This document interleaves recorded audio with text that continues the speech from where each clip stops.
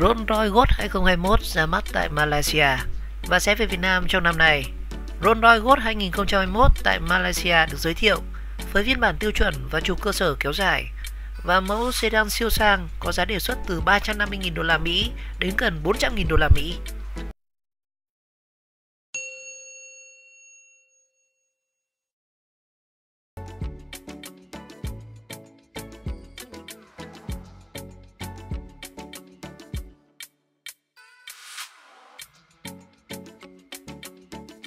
Tại Rolls-Royce Motor Car Kuala Lumpur thì nhà phân phối thương hiệu Rolls-Royce tại Malaysia vừa giới thiệu đến khách hàng thế hệ thứ hai của dòng sedan siêu sang Ghost.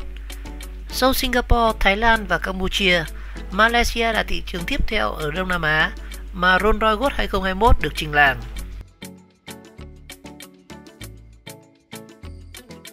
Và tại Malaysia thì Rolls-Royce Ghost có đầy đủ hai tùy chọn kích thước gồm bản tiêu chuẩn và bản Extended với trục cơ sở được kéo dài.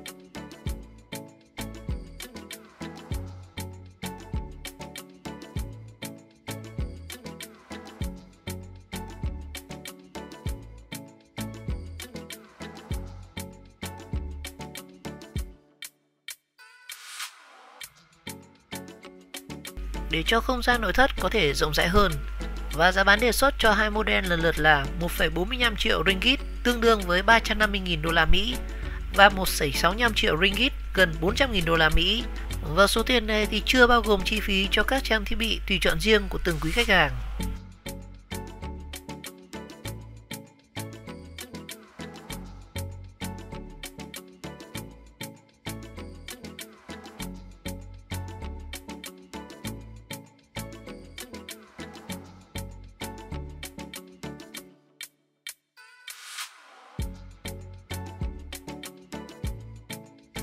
Và dự kiến thì Rolls-Royce Ghost 2021 có thể được đưa về Việt Nam trong năm nay và sẽ cạnh tranh với Bentley Flying Spur. Và cả nhà phân phối chính hãng của Rolls-Royce và một vài đại lý tư nhân cũng đã nhận đặt hàng cho Ghost và giá bán có thể dự đoán từ 30 đến 40 tỷ Việt Nam đồng.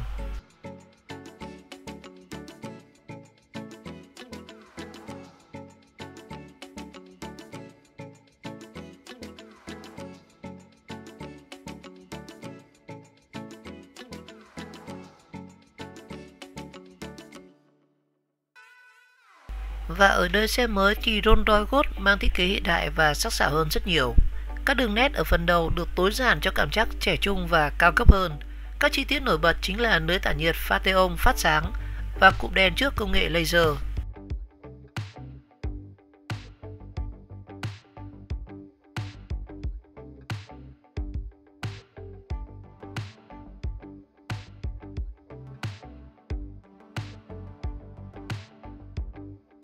Điểm đặc biệt của chiếc xe này thì phần thân xe có thêm một đường gân dập nổi thấp phía bên dưới, giúp tổng thể ngoại hình trông mềm mại hơn ở phần ngoại thất.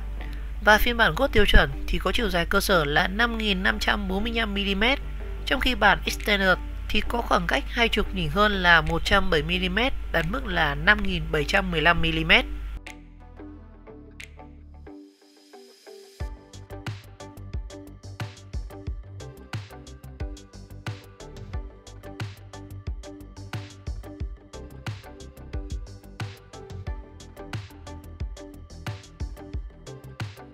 Và những đặc điểm hết sức quen thuộc của hãng siêu xe đến từ nước Anh mang thiết kế rất cao cấp và thời trang hơn, chẳng hạn như là đèn LED định vị phía trước hình chữ C, đèn hậu đa giác, có thiết kế nổi khối 3D, cản trước và cản sau được tinh chỉnh tạo hình trông cứng cáp hơn rất nhiều.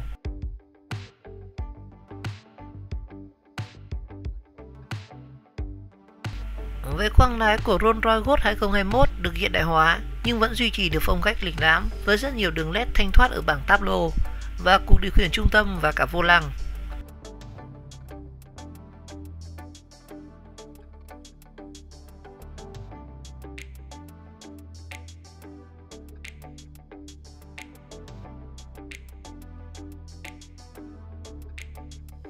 Và vật liệu chủ đạo của cabin chính là gỗ, da và kim loại cao cấp để tối đa tính sang trọng của Ghost.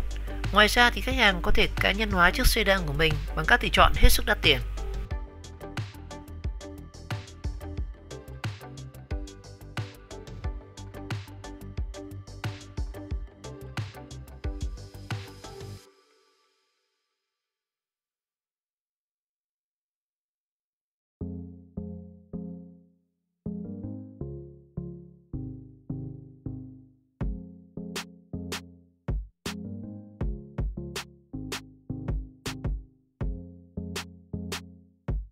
Và Rondoi cho biết GOAT mới được bao bọc bởi 100 kg vật liệu cách âm và kết hợp cùng với khung gầm thế hệ mới và hệ thống treo khí nén được nâng cấp. Điều này giúp cho cabin của xe luôn luôn yên tĩnh và êm ái tuyệt đối khi di chuyển trên mọi con đường.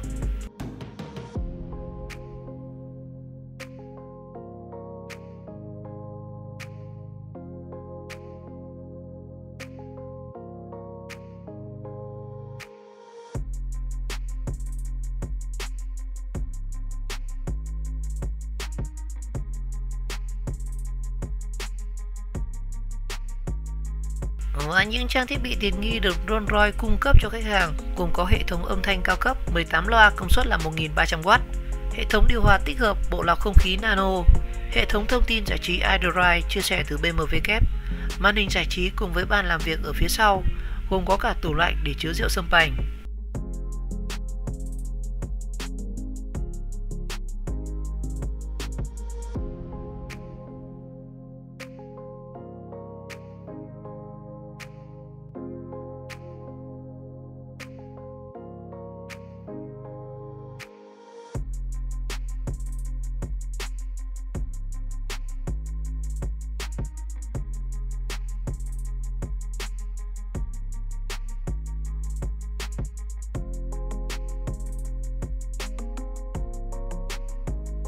Và cả hai biến thể của Rolls-Royce GOAT mới được trang bị động cơ V12 tăng áp kép 6,75 lít và công suất tối đa đạt 563 mã lực cùng với mô men xoắn cực đại là 850 Nm. Với hộp số tự động 8 cấp và hệ thống dẫn động 4 bánh toàn thời gian thì chiếc sedan siêu sang có thể tăng tốc từ 0 đến 100 km trong 4,8 giây.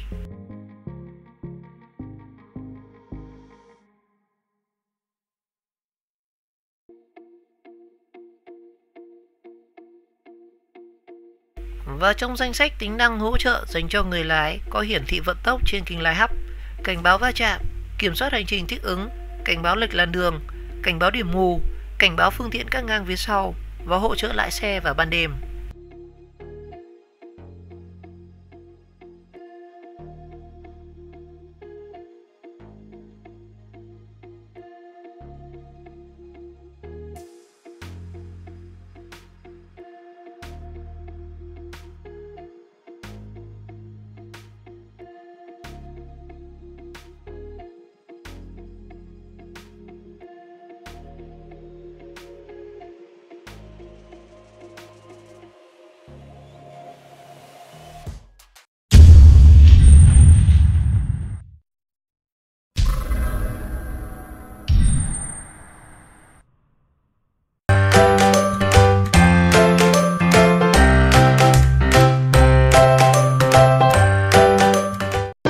My best friend to 23. She left her body and hovered above me. I saw no shadow, I looked around, searched every building and home that I found. I saw no shadow, but felt the glow. The warmth inside me kept me afloat. It felt like heaven that found my bones and gave me comfort when I feel alone. Now you're gone, I'm alone. I guess it's time to get better.